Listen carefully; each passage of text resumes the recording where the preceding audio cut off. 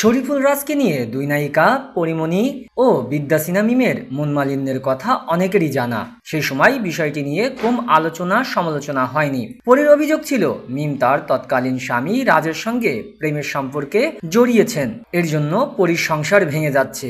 এই অভিযোগের প্রেক্ষিতে শুধু মিম রাজের জুটিটাই ভেঙে যায়নি, মিমকে একদল লোক ভুল বুঝতে শুরু করে। এতে এই নায়িকার ক্লিন ইমেজে নেতিবাচক প্রভাব পড়ে। মানসিকভাবে ভেঙে পড়েছিলেন মিম।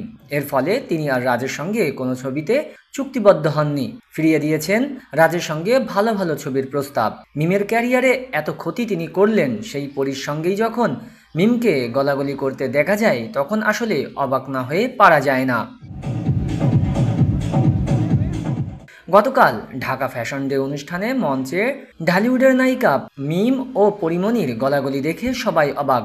জানা গেছে, ঢাকা ফ্যাশন ডে অনুষ্ঠানে অংশ নিতে যে কজন জনপ্রিয় তারকা উপস্থিত হয়েছিলেন তাদের একটি আলাদা কক্ষে অবস্থানের ব্যবস্থা করা হয়। সেখানে মিমকে পেয়ে পরিমণি তাকে জড়িয়ে ধরে তার পূর্বের কৃতকর্মের জন্য ক্ষমা চান।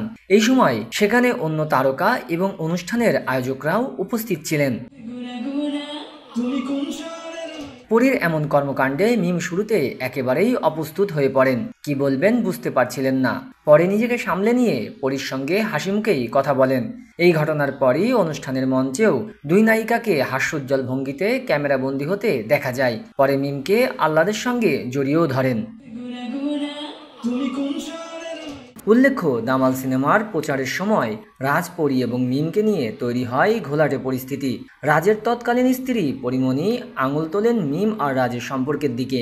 মিমের বিরুদ্ধে পরক্রিয়ার অভিযোগ তোলেন পরী। ঝুটঝামেলা এড়াতে সে সময় পরীর এসব অভিযোগের পাল্টা কোনো জবাব দেননি মিম। এই ঘটনায় দুই নায়িকার মধ্যে মুখ দেখাদেখিও বন্ধ হয়। দেখা তো দূরের কথা, একে অন্যের রীতিমতো এড়িয়ে চলতেন। সময়ের পরিক্রমায় এই দুই নায়িকাকে আবারও এক মঞ্চে দেখা গেল। শুধু কি দেখাই গেল, না রীতিমতো গলাগলি করলেন, যেন কতদিন পর দেখা হয়েছে পুরনো দুই সখীর।